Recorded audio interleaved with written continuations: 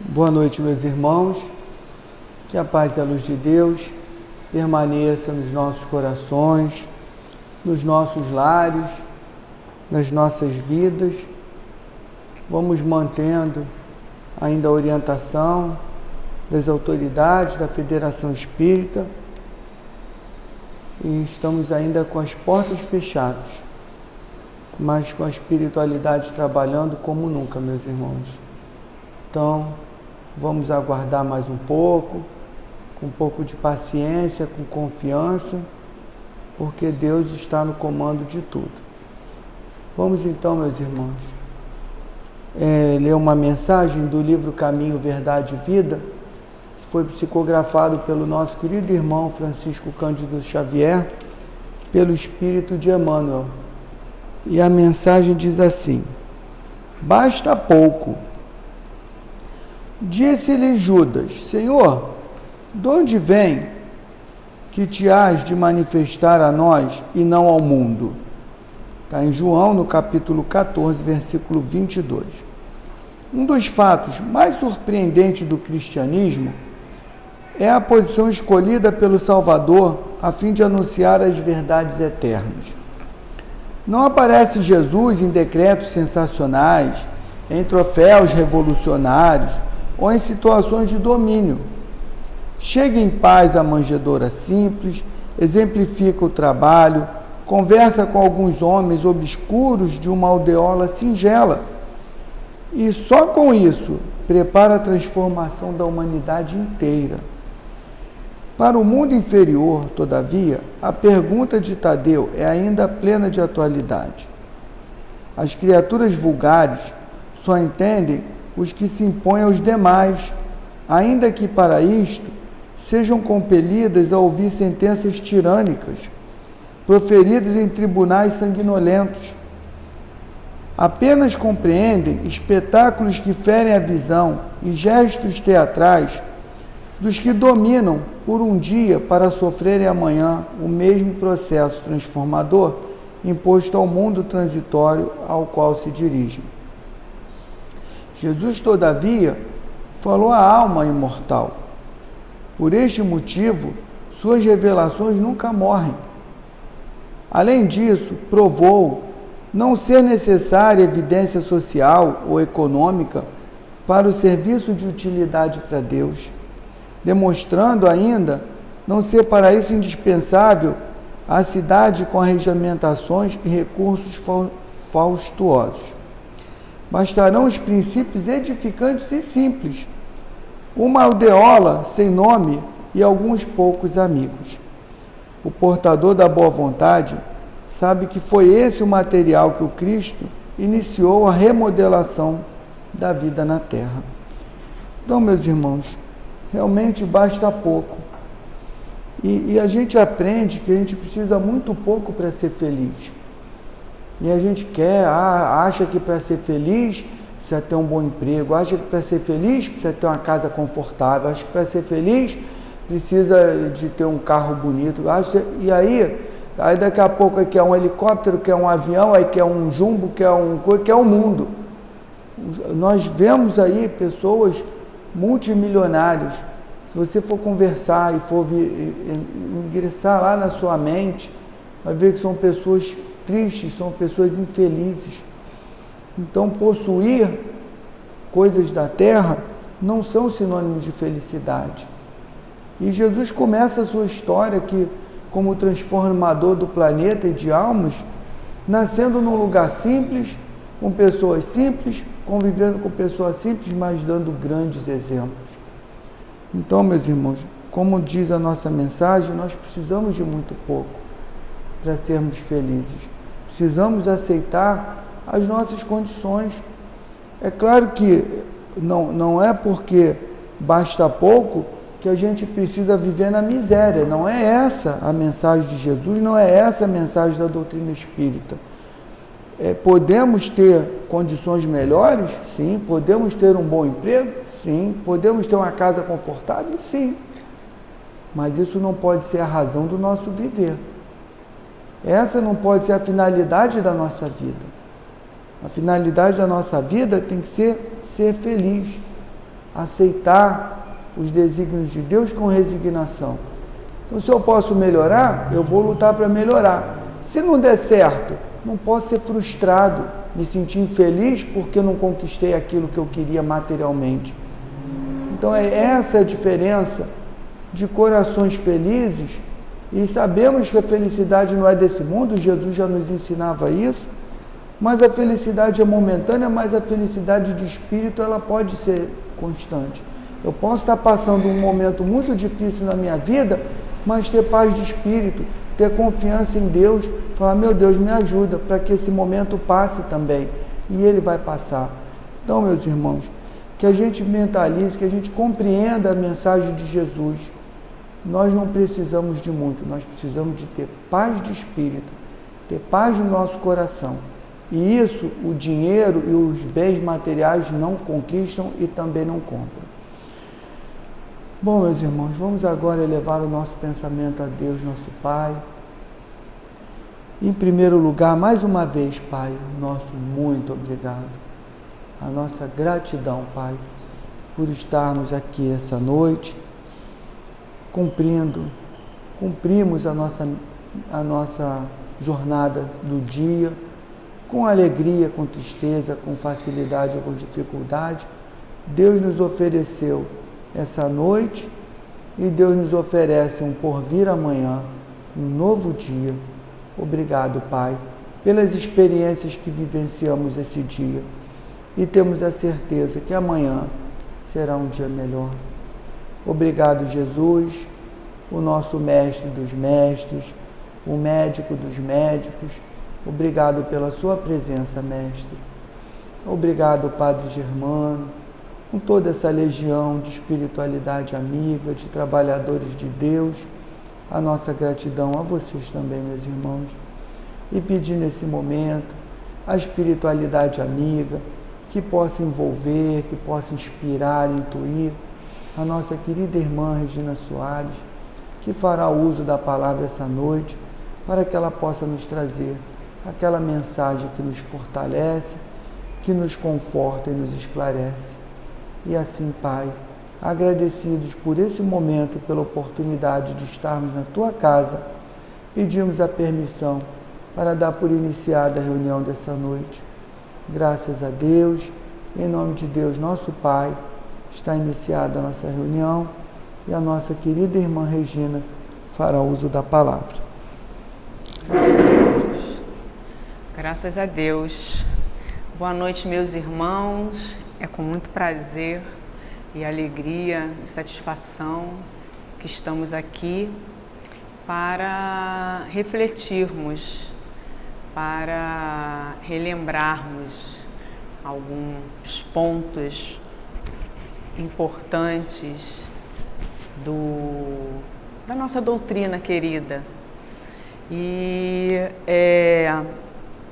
a gente sabe que toda essa situação que a gente vive, né, já é mais do que notória, e a gente sempre fala, né, não só no Brasil como no mundo, tem trazido aí algumas consequências boas, porque as pessoas estão se unindo, estão olhando um pouco mais para si, estão refletindo, estão pensando na sua qualidade de vida, estão sendo mais solidárias, estão entendendo mais algumas coisas, isso no mundo inteiro.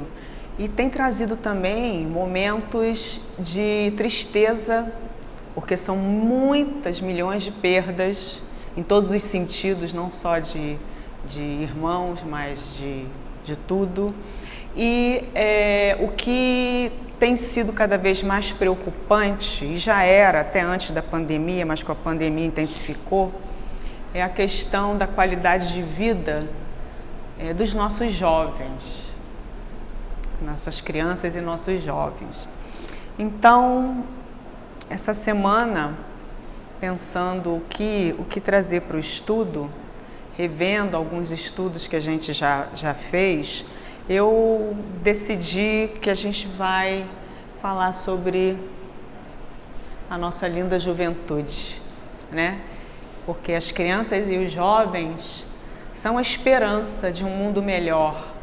Eles vêm com missões especiais, de melhorar o mundo, de trazer o amor, a paz e nos ajudar a preparar para o momento da gente entrar no planeta de regeneração, que daqui a pouco a gente vai estar nele, aqueles que assim fizerem por merecer, que estiverem dentro dessa sintonia de paz, de amor, de solidariedade, né?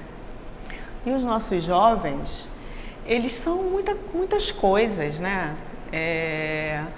Eles são impacientes. A gente estava falando sobre isso há pouco, porque tudo é para ontem, né? São ansiosos, porque com essa questão do surgimento das redes sociais, da internet, que é muito bom, né? E que foi bom surgir e evoluir até esse momento que a gente está, porque é através das redes sociais, com todo com o confinamento, com a pandemia, que a gente tem contato com com as pessoas que a gente ama, com os nossos amigos. Então, eu vejo que foi uma evolução da internet, das redes sociais, dos meios de comunicação, para que nesse momento a gente tivesse um aconchego, que a gente tivesse uma forma de poder ver as pessoas como vocês estão fazendo aqui, assistindo esse estudo, porque se não fosse isso a gente não teria, né, estudo nenhum, não teria grupos no WhatsApp, não teria o YouTube, Zoom, Meet, Instagram, Facebook, por aí vai, né? Mas, por outro lado, os jovens de uns 20 anos para cá já nasceram com isso. E aí, como tudo é muito fácil, muito corrido, muito rápido, eles não têm e precisam desenvolver a resiliência. Então, são impacientes, são ansiosos, são diferentes de quando a gente tinha 20 anos. Né? Quando eu tinha 20 anos, há 30 e tantos anos atrás, era diferente. Quando eu era estudante, não tinha internet para fazer pesquisa, tinha que ir à biblioteca, tinha que pedir alguém para contar a história sobre um personagem, tinha que recorrer a livros, né? E são rápidos porque tudo é rápido, tudo é para ontem, tudo tem que ser já, mudam, né? De acordo com em cada minuto. E também acabam sendo dependentes, né? Porque é aquela coisa, mãe, onde está isso? Pai, eu quero aquilo. Fulano, onde é que está? Onde é que eu vejo isso? Onde é que está aquilo? Porque como tem tudo à mão, a grande maioria, quando fica alguma coisa que foge do controle, aí não sabem o que fazer. E hiperestimulados, porque toda essa questão de internet, do colégio, de estuda isso, participa desse torneio, desse campeonato, olha aquilo, lê aquilo, e vai para ali, vai ao teatro, vai ao cinema.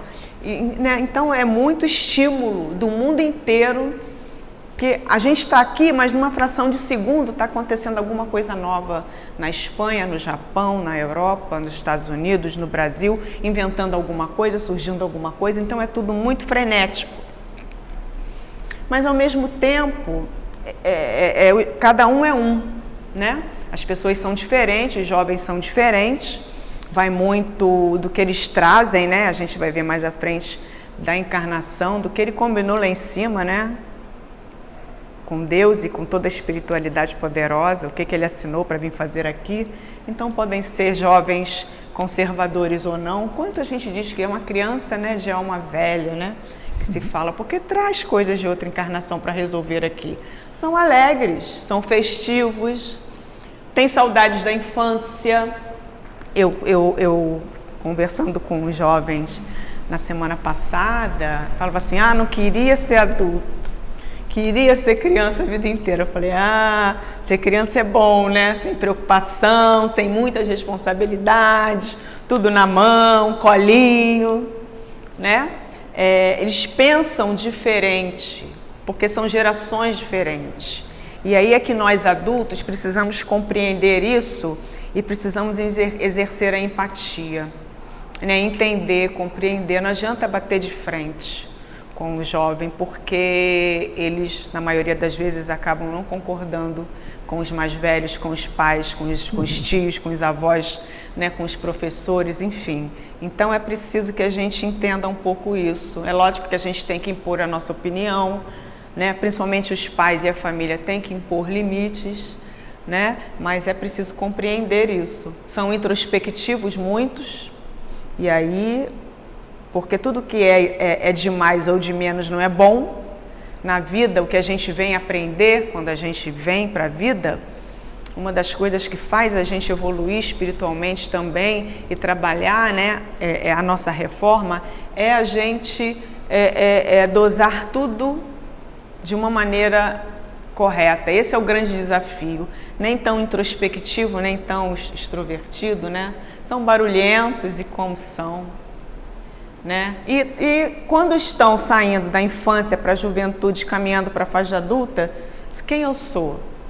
Muitos ficam perdidos. Acho que muitos, não todos, né? Quem não teve na sua adolescência alguma crise? Eu tive várias, né? Tive várias e ficava lá no meu canto, às vezes vinha a mãe, o que houve? Não é nada, não é nada, porque também foi uma época, né, de adolescência, na década de final de 70 para 80, que você não tinha tanta abertura com pai e mãe, muitas vezes. Por mais que meu pai e minha mãe sejam, né, a mãe já foi, o pai ainda está aí, pessoas assim abertas, mas para algumas questões não, então a gente sentia aquilo, né, intensamente sozinho. Mochila nas costas porque querem aventurar, né? Querem voar. E eles têm que voar mesmo, né? Porque precisam aprender a viver. E conflitos, nossa, como tem conflitos. Com eles, com os estudos, com a família, com os amigos, com o mundo, né? Com a vida. Haja psicólogo, né? Haja. Os santa profissão conflitos que surgiu, né? Que vem lá das eras, né, gregas passadas, né? Vem da filosofia um pouco, né? Daquela coisa do pensamento, de estudar, compreender e a fundo, né?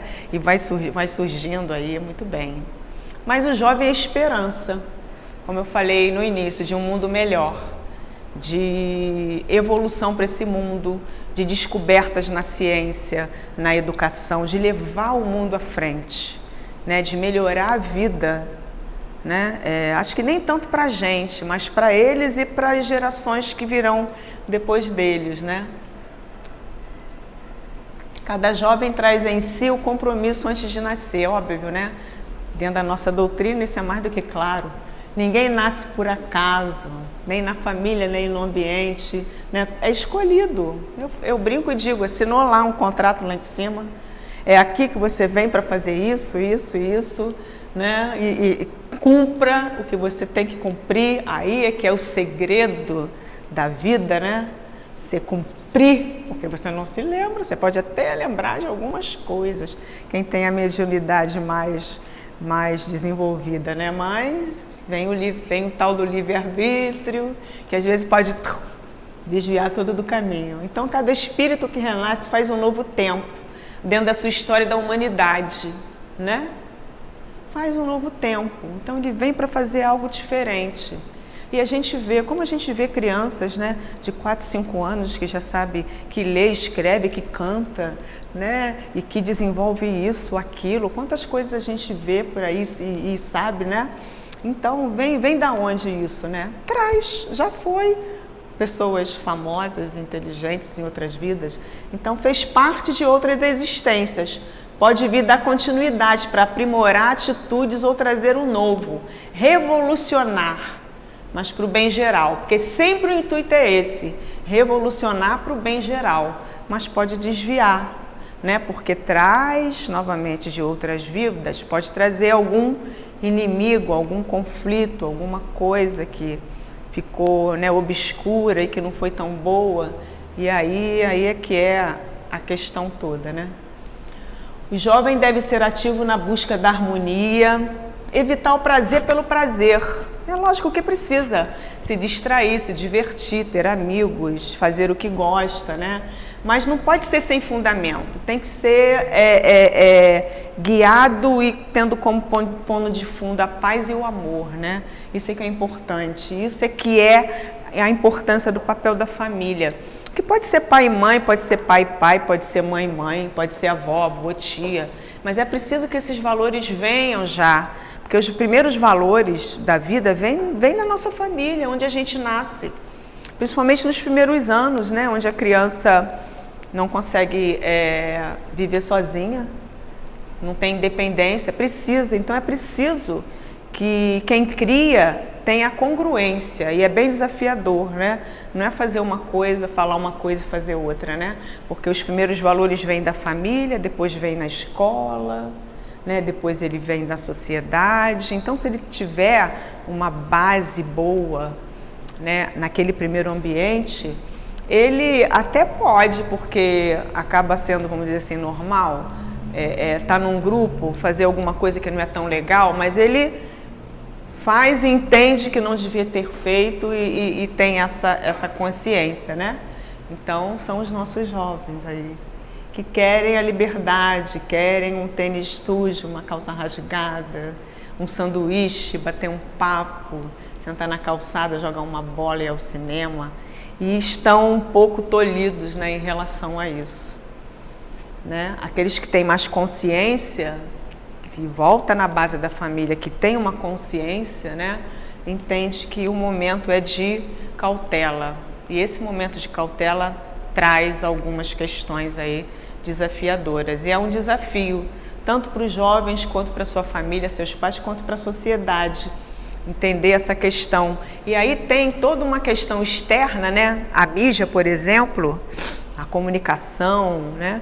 Que a televisão, o rádio, a internet, que acaba desvirtuando um pouco disso, né? Fazendo que mostre coisas para, como o Giovan falou, né? Não é ter por ter. Você pode ter uma casa, você pode ter um carro, você pode ter uma roupa legal, você pode ter dinheiro para assistir um show caro, mas a vida não é somente isso. No fundo, depois fica um vazio. Então, não é o prazer pelo prazer. E é isso que a gente precisa mostrar aos nossos jovens, mas mostrar com todo cuidado, né? Usando de empatia, de autenticidade. A gente vai falar um pouco disso também. Porque o jovem, ele precisa estudar e gostam de estudar, a maioria, né? Gostam de estar em grupo, de estar trocando, né? Gostam de sair, de balada, de festa, a grande maioria, né? De viagens, né? Sonham em estudar fora, sonham em conhecer o mundo, gostam de esportes, que é importante, que é saudável, né? Gostam de ter uma condição financeira que possa proporcionar um bom estudo, um curso, uma viagem, né? Até mesmo quando for possível ter um carro e se distrair, né? Mas é um conjunto de tudo dentro de um equilíbrio, né? Não tão exagerado, aquele que só estuda, e não tem nenhuma vida, só estuda. Teve uma situação recente que eu vi no Instagram, foi alguma pessoa que eu conheço, não me lembro quem, conhecido, que lamentou a morte de um amigo que passou para medicina, mas que o cara surtou de tanto estudar e acabou se suicidando, né? Então, por isso que a gente precisa ficar de olho nos nossos jovens, né? E até nos adultos também, nos comportamentos, na forma de ser, de como que está, porque é lógico que os pais, por exemplo, eles querem o melhor para os seus filhos e muitas vezes podem até exagerar, né? Mas não tem a intenção de exagerar, de maltratar ou de levar aquele jovem para alguma situação extrema de estresse, porque não é isso que os pais querem, né? A gente sempre está fazendo o melhor que a gente pode, né? Seja lá quem esteja criando, né? Então foi o que o Giovanni colocou aí na página de abertura, e como a gente sempre diz, né? Cai sempre, é impressionante isso. Essa questão do ter para fazer e ser é diferente do ser para fazer e ter, né? Porque se a gente só quer ter, como você falou, né? Ter uma casa, ter um carro, viagens e as melhores comidas, os melhores restaurantes, né? Para depois fazer alguma coisa, para depois ser, acaba que no final a gente sente um vazio.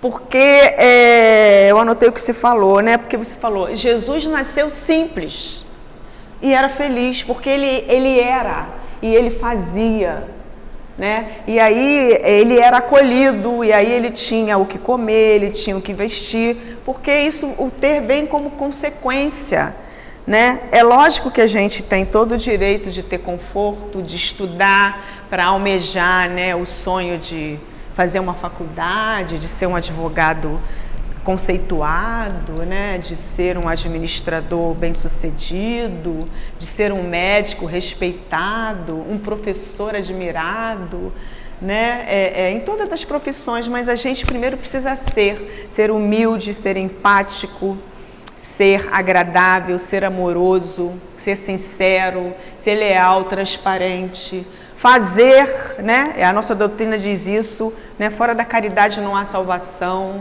Não é que ninguém vai ter que ser santo, não é isso, né? Longe, há trilhões de anos-luz longe de Chico, Madre Teresa de Calcutá, Mandela, Gandhi, por aí vai, né? Nossa, Divaldo, longe, longe, mas a gente precisa agir. E aí o ter vem como consequência, porque a gente está sendo, né? A gente está fazendo, e aí a gente ter um emprego legal, ter dinheiro para se sustentar, isso tudo vem quando você pensa, quando o teu pensamento está voltado para o bem. Então, né, é isso que... Um comentário. Eu lembro que eu era jovem, meu pai, sempre muito sábio, né? Com certeza hoje ele acompanha a gente da parte espiritual, e eu reclamava do ter, que poderia ter, e ele sempre dizia, meu filho, eu nasci nu e estou vestido, meu filho, tá bom, tá tudo muito bom. E eu, na ânsia do jovem, não compreendia isso, né? E hoje a gente vê que ele era um sábio, tinha razão, embora não fosse estudado, letrado, com faculdade, com pós, não tinha nada disso, mas tinha a sabedoria da vida e o aprendizado da doutrina espírita. É isso aí. A gente, depois que fica mais velha, que a gente entende. E você hoje tem muito sábio, letrado, que não, como a gente vê por aí, todo mundo sabe, não dá nem bom dia pro porteiro. O que adianta? Ter. Aí esse cara tem. Eu garanto que a maioria, quando põe a cabeça no travesseiro, tem um vazio. Tem um vazio. Né? Então aí é preciso passar isso para os nossos jovens, e o desafio é como passar isso para os nossos jovens. Acho que a melhor forma, uma das formas, pelo menos é que eu utilizo lá com meu filho, por exemplo, é com um exemplo, né, das coisas, do que está acontecendo, do momento, do que é possível, do que não é possível, para que colocar numa linguagem dentro do mundo deles, né? Para que eles possam entender um pouco dessa situação. Porque lá em casa também às vezes, mas eu queria ali, não tem dinheiro, mas eu queria, eu falei, mas vamos ver de outra forma, chama os seus amigos, 2 ou 3 vêm, vamos fazer uma pizza, vão ouvir uma música, e tá tudo certo, vai distrair da mesma forma. Então é procurar trazê-los, né, para a gente estabelecer a confiança, que eu acho que isso é importante, né? Só brigar e bater de frente, o conflito não leva a nada, só traz doença, né? E aí, o que é ser líder de si mesmo? Essa coisa do ser, fazer para depois ter. Ser líder de si mesmo é buscar a felicidade, é preciso ter coragem. Né? Cortella diz, eu já falei aqui algumas vezes, né? Se a felicidade fosse eterna, perene, não se chamaria felicidade. Nós temos momentos felizes. A gente não tem felicidade a vida inteira, né? Alguns momentos são desafiadores, tem problemas, né? Tem desafios, como a gente tem vivido, né? Mas a gente precisa buscar sempre ter mais momentos felizes ainda. E isso a gente consegue como? Através do autoconhecimento, prestando atenção na gente mesmo, no que a gente sente, nas nossas reações, nas diversas situações que a gente passa. Buscar o que faz sentido para você. O que faz sentido para você? Ontem estava conversando com uma aluna minha, ela não pôde assistir as aulas que eu dei em julho numa pós-graduação, na parte de RH, porque ela estava com os problemas, e ela veio no WhatsApp falar comigo, né, mas que estava assistindo às aulas que ficaram gravadas e agradece muito, né? E ela falou que ela não estava bem naqueles dias porque ela pediu demissão de um emprego, né? E foi muito doloroso para ela, mas não estava mais fazendo sentido, ela não estava mais feliz ali, por uma série de situações, né? Que ela não concordava, porque é isso quando a gente fala de valores, mexeu nos valores dela, foi de encontro aos valores dela. E ela falou, não dava mais, eu estava adoecendo, né? E continuou em outro, né? A situação dela, de certa forma, foi um pouco confortável, porque ela tinha também um outro trabalho. Mas mas você deixa alguma coisa, você deixa uma vida ali, né? Você também, na questão material, você também abre mão de um valor que compunha ali a tua renda, e aí você tem que se reorganizar, você quer ajustar para aquilo tudo, né? E ter clareza sobre o que busca e como alcançar. Isso tudo aí a gente pode resumir na reforma íntima dentro da nossa doutrina, né?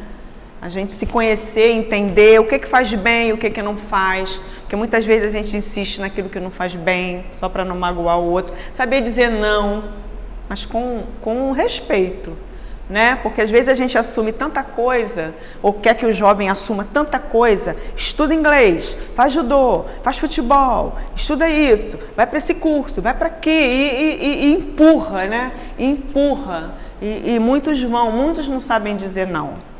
E aí quando você vê, nada mais está fazendo sentido, vem depressão, vem ansiedade, vem um monte de coisa. Então é preciso entender isso, que tem que ter coragem, porque a gente tem que se conhecer e a gente tem que abrir mão, dizer não e se libertar daquilo que não faz sentido, do que nos faz mal. Os jovens são as primeiras luzes do amanhecer do futuro. Os jovens de hoje são, portanto, a sociedade de amanhã. Numa sociedade permissiva e utilitarista como esta, vigoram os convites para a luxúria, para o consumismo, para a excentricidade irresponsáveis, né? Porque é uma sociedade que tudo se permite, né? Não tem nenhum julgamento, né? Longe, porque quem já não fez isso, né? Não, deixa aí para não me apurrinhar, não, porque senão pode ficar mal, né? Deixa fazer, né? Às vezes a gente faz isso, né? E aquilo que eu falei antes, dessa questão da mídia, da propaganda, né? De tudo, leva isso para essa questão desenfreada, né? Enquanto as esquinas do prazer multiplicam-se em toda parte, a austeridade moral se banaliza, né, frente às situações e circunstâncias. À medida que a promiscuidade torna-se palavra de ordem, os corpos jovens ávidos de prazer afogam-se no pântano do gozo para o qual ainda não dispõem das resistências morais e de discernimento emocional. Porque o jovem, ele tem que amadurecer, né? Ele precisa amadurecer, isso é com o tempo. Né? Então, muitas coisas acontecem por falta de amadurecimento. Muitos se prejudicam fisicamente, emocionalmente, porque foram com muita sede ao pote, né? Como dizia aí a minha avó, ou não têm um apoio, ou se sentem sozinhos, e aí vão procurar em outros lugares aquele pseudo-conforto e bem-estar que, na verdade, não é nada bom, né? Os apelos a que se encontram expostos, né, esses jovens, desgastam-nos antes do amadurecimento psicológico para que eles possam enfrentar. E aí dá lugar à primeira contaminação, que não é boa, né? Para a larga consumação da existência despedaçada. Aí vai desperdiçar a existência, vai adoecer, vai envelhecer mais cedo, vai desencarnar jovem, e até mesmo antes de tudo aquilo que foi planejado, né? Todo jovem anseia por um lugar ao sol, né, a fim de alcançar o que supõe ser a felicidade, né? Então, nós temos responsabilidades de fazer os jovens, na medida do possível, entender que não é bem assim, né? Enfim, eles são informados muitas vezes equivocadamente sobre o que é ser feliz, ora por castrações religiosas, né? Ou familiares, ou da sociedade, ou por serem liberados excessivamente. Não sabem eleger o comportamento que pode proporcionar a plenitude, derrapando em comportamentos infelizes, né? Então, muitos se voltam aí para para os exageros, né? Sejam nas questões religiosas, que com todo respeito a toda e qualquer religião, mas a gente sabe que houve tanta coisa aí, falar de algumas seitas e de coisas que acabam, né, na promiscuidade ou que acabam levando as pessoas ao desencarne ou a doenças, próprios familiares, às vezes, quando tem uma família que não tem uma estrutura, enfim, a própria sociedade, os amigos, tudo. Mas só que ele tem o livre-arbítrio, né? Porque cada um tem que ser responsável por tudo que acontece na vida. A autorresponsabilidade, né, é uma habilidade que é de extrema importância a gente entender. Na fase juvenil, o organismo explode de energia, né, que deverá ser canalizada para o estudo, para as disciplinas morais, para os exercícios de equilíbrio, a fim de que se transforme em vigor a capacidade de resistir a todas as intempéries, as vicissitudes da evolução. Não é fácil manter-se jovem e saudável num grupo social pervertido e sem sentido ou objetivo dignificante. Não desistam os jovens de reivindicar os seus direitos, não é isso, acho que tem que, né? De cidadania, de clamar pela justiça social, de insistir pelos recursos que lhes são destinados pela vida. Isso é do livro Ao Jovem Espírita, Mensagem de Joana, psicografada por Divaldo, que eu peguei lá do SEMA, do Centro Espírita, né? Resume isso aí tudo, né? É um grande desafio a gente poder fazer o jovem entender tudo isso. Por mais que se ele não quer seguir nenhuma religião, tudo bem.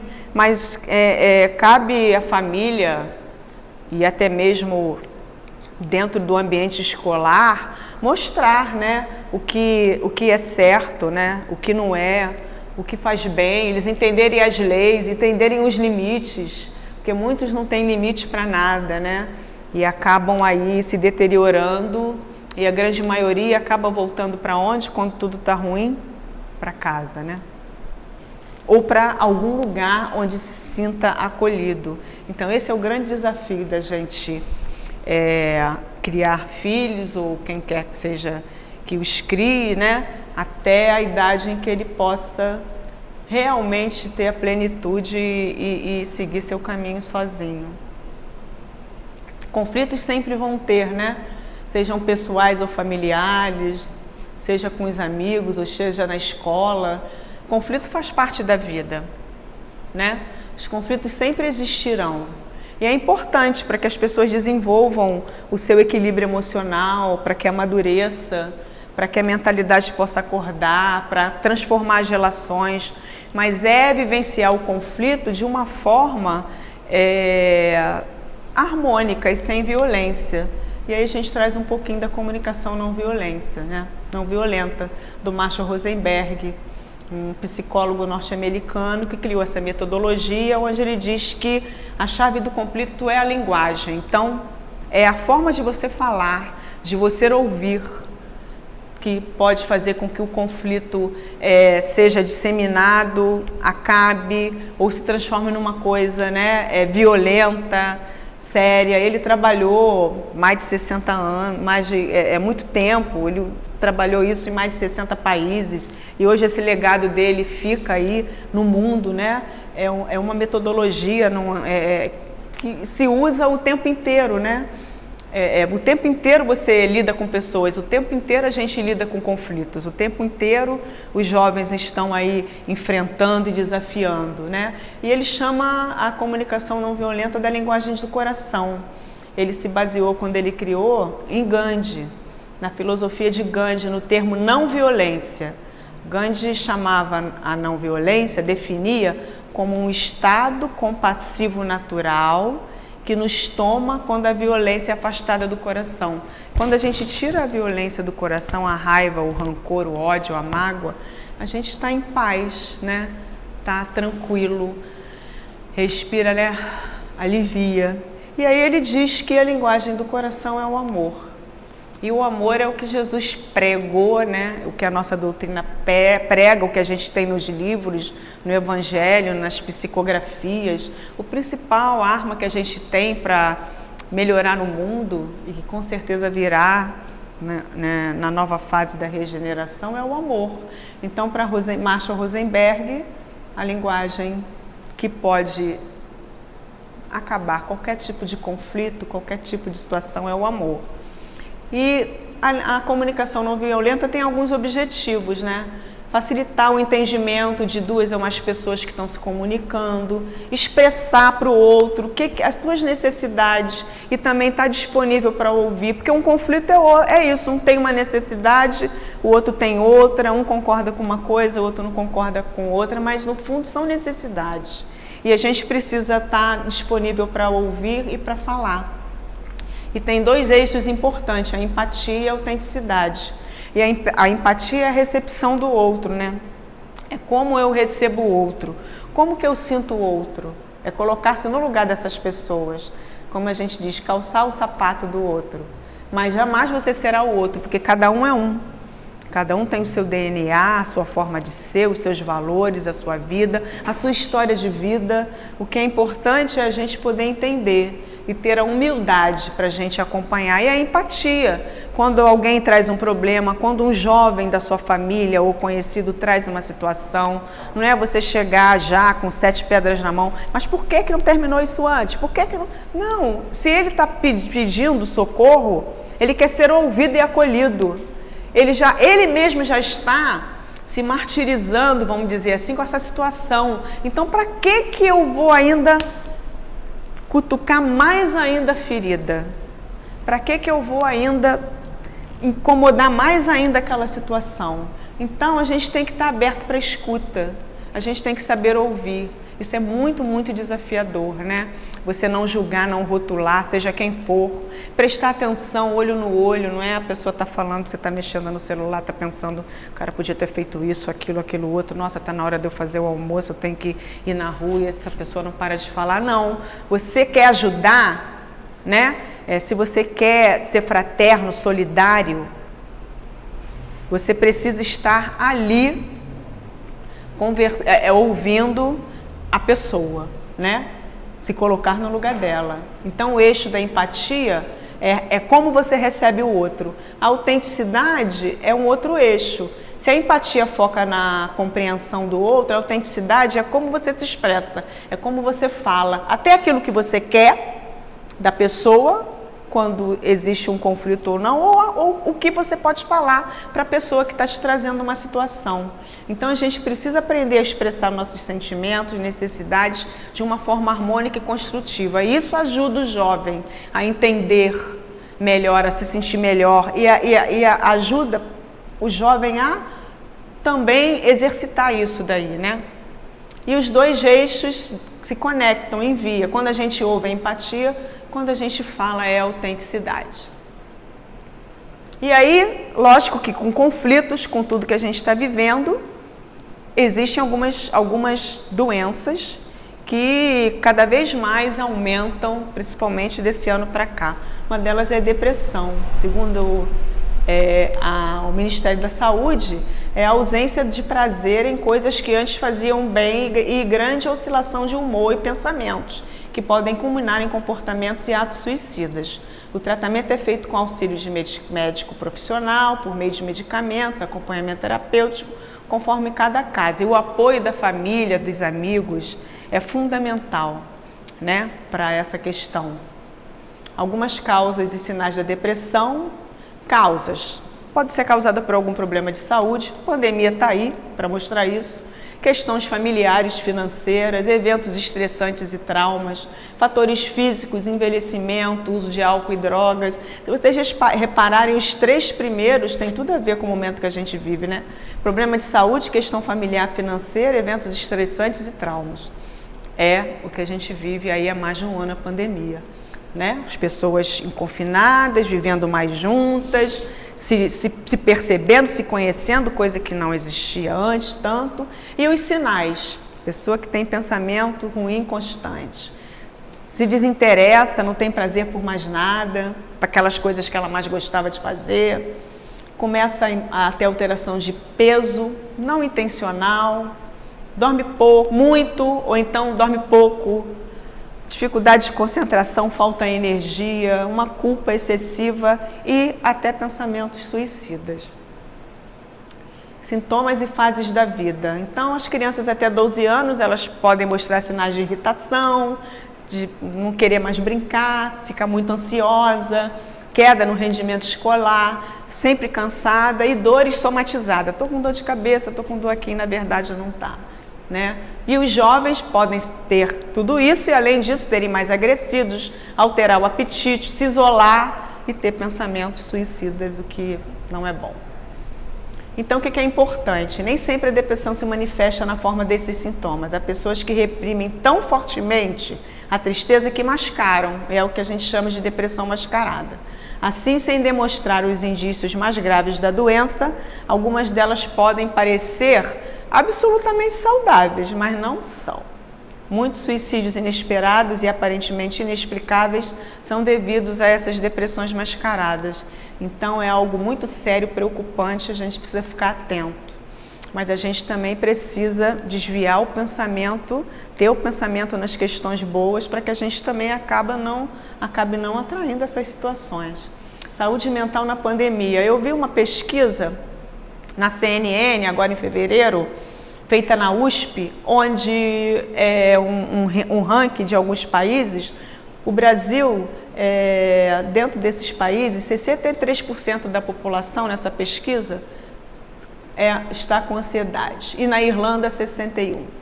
Depressão, 59% desse estudo mostram que as pessoas no Brasil estão depressivas e na Irlanda, 57%. Né? Nós concluímos aí, o Ricardo Vinha, professor de lazer e turismo da USP, que a pandemia da Covid-19 tem se mostrado um evento traumático para muitas pessoas, levando ao aumento exponencial de sentimento e de medo e de estresse. Então ele fez essa pesquisa. Quem quiser, no site da CNN, fevereiro de 2021, encontra essa pesquisa completa. Né? Em terceiro lugar, em terceira posição está os Estados Unidos. Então o Brasil está, infelizmente, nesse índice aí, em ansiedade, em depressão, principalmente nos jovens. E o suicídio, né? É a segunda morte da causa na adolescência. Né? E a principal causa das emergências psiquiátricas em hospitais gerais. E nos últimos 10 anos tem aumentado as taxas, né? Nos jovens. Os índices de suicídio caem em todo o mundo, nas grandes cidades brasileiras aumenta. Isso até 2015, mas isso continua um panorama assim mesmo. Razões. A questão da internet, do que tem nos sites, que incita, né? Quantas coisas a gente vê de brincadeiras aí de jovens, né?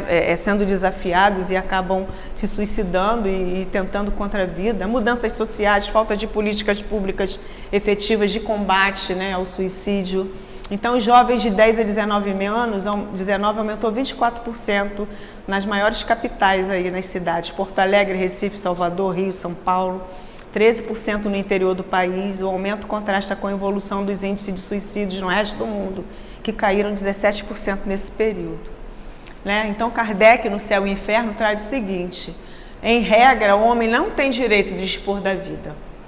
Por isso que esta lhe foi dada visando deveres a cumprir na terra, razão bastante para que não abrevie voluntariamente sob pretexto algum, mas ao homem, visto que tem livre-arbítrio, ninguém impede a infração a esta lei, sujeita-se, porém, às suas consequências, né? Então a gente viu lá no início que quando se nasce, você nasce com uma missão, mas você tem o livre-arbítrio. Então tudo que você planta, você pode plantar o que você quiser ou não plantar nada, mas a colheita vai ser certa, né? Em relação às suas obras, ao que você faz. Então, as consequências vêm.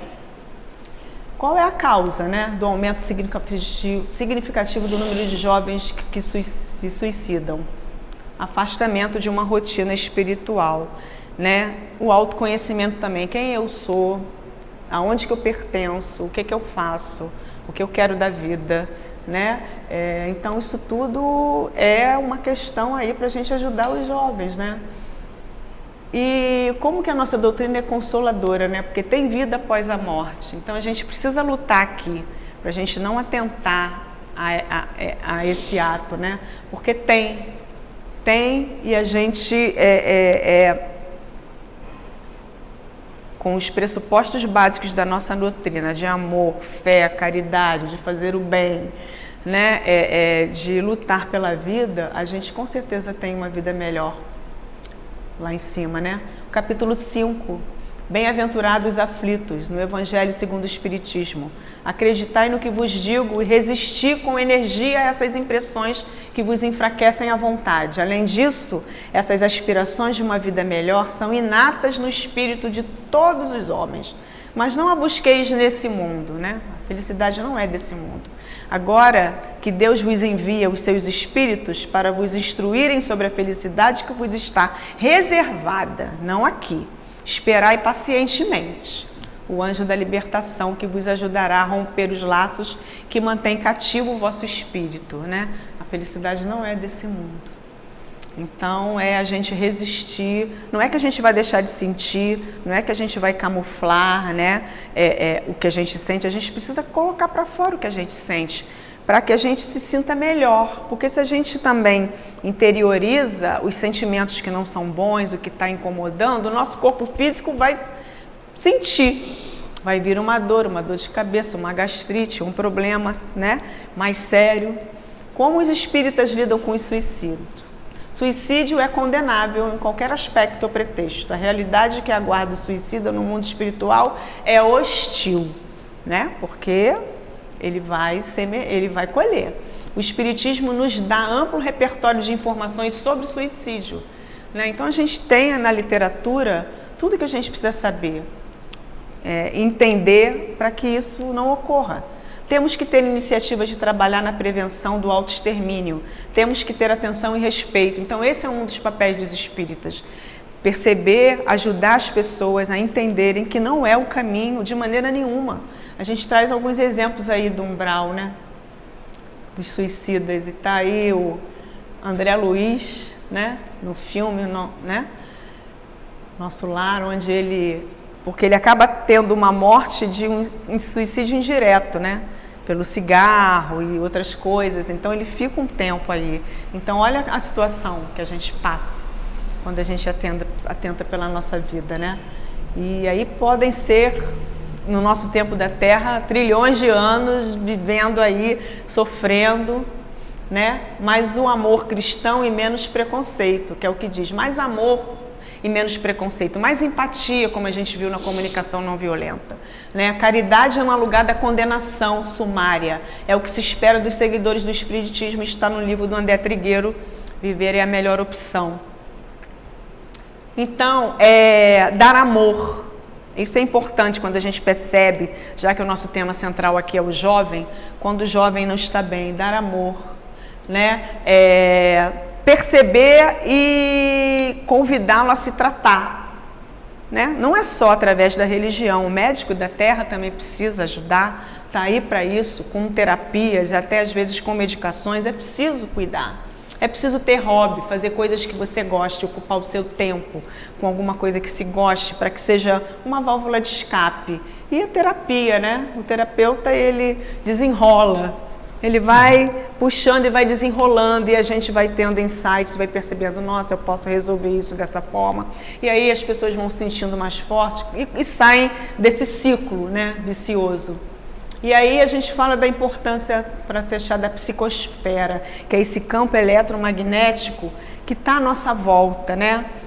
E que é a nossa realidade evolutiva e que a gente tem que cuidar do nosso emocional, do nosso padrão psíquico, do estado físico, do que a gente pensa. André Luiz, assistindo uma live dele aí um tempo atrás, ele fala o seguinte, nós somos energia, né? Mesmo tendo um corpo físico. E o pensamento interfere no nosso sistema nervoso, linfático, no sistema digestivo, em tudo, na pressão arterial, né, na sudorese, na insônia, em tudo. Então a gente tem que ter cuidado com as nossas emoções, né? Porque o nosso cérebro, a nossa mente a gente não pode deixar a nossa mente nos controlar. A gente precisa controlar. E a gente sempre fala, né? Temos a obrigação de, sempre que vier um pensamento ruim, eu sempre substituir por um bom, né? É a lei da sintonia. Se eu penso coisas ruins, eu vou trazer isso para cá, eu vou atrair irmãozinhos que em outras vidas a gente não se deu bem e querem mais que eu fique mal cada vez mais, né? E isso vai, me fazer mal. Então, para os espíritas, a questão da energia, nessa psicosfera que nos envolve, dessa harmonia de pensamento, é extremamente importante. Pensamento e emoção têm força e direção, né? Cuidar da qualidade dos pensamentos e do que a gente sente. Aí vem a equaçãozinha da neurociência, né? O pensamento gera um sentimento.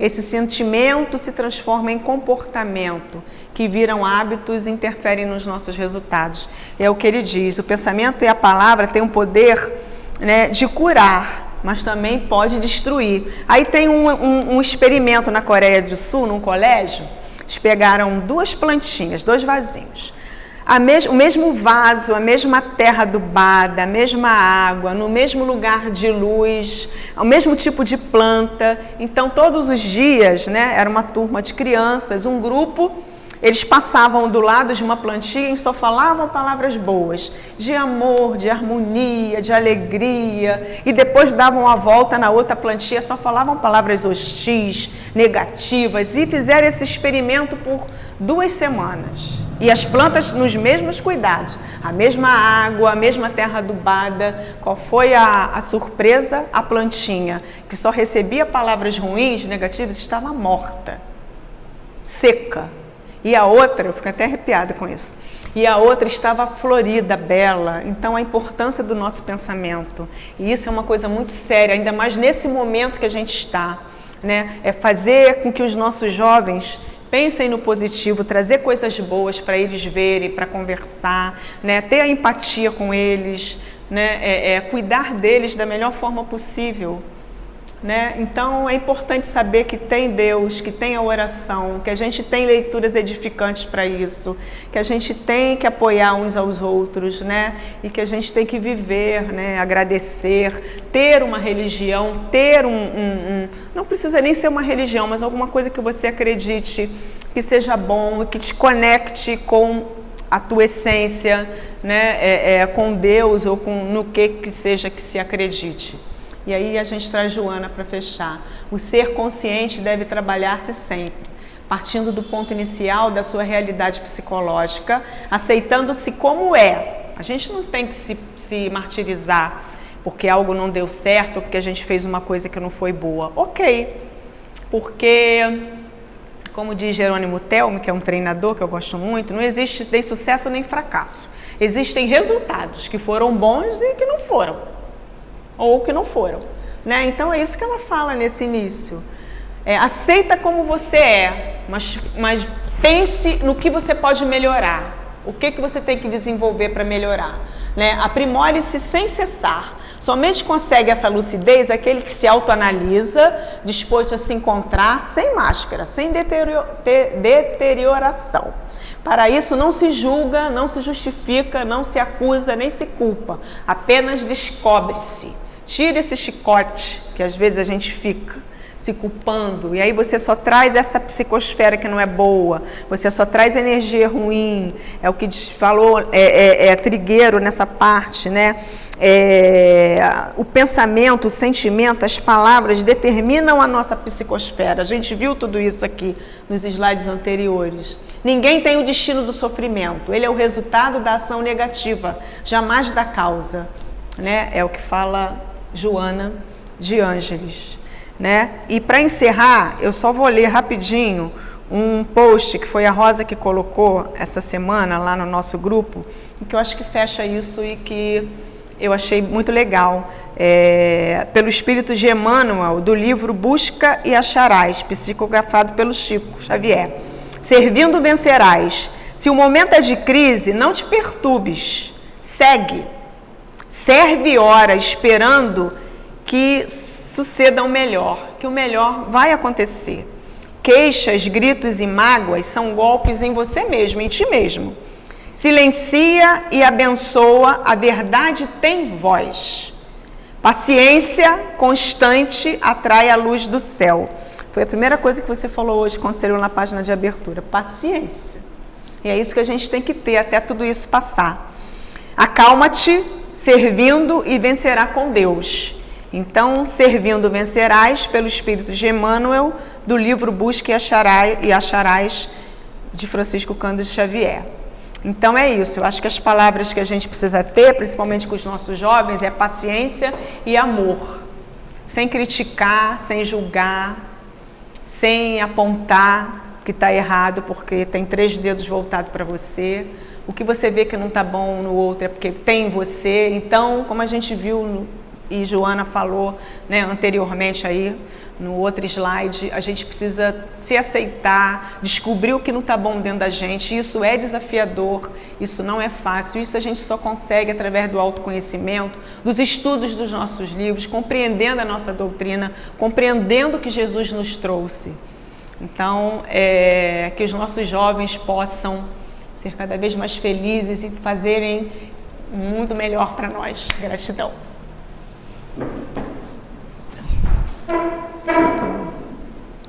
É um tema bem interessante. A nossa irmã deu uma passeada aí em tantos aspectos que temos que ver e rever e assistir 1000 vezes para que a gente possa aprender, se tornar um pouquinho melhor diante de nossa responsabilidade com nossos jovens, né? Porque nós temos compromisso com os nossos jovens. Então, que a gente possa fazer melhor, para que eles possam serem melhores que nós. Bom, meu Deus, vamos agradecer ao Pai por mais esse momento, por essa oportunidade de tantas reflexões edificantes, de nos trazer reflexões sobre problemas e soluções, sobre as nossas responsabilidades.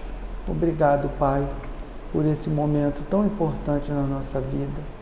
Obrigado, Jesus, por estar conosco, Mestre, nos inspirando, sendo nosso modelo e sendo aquele que cuida de nós.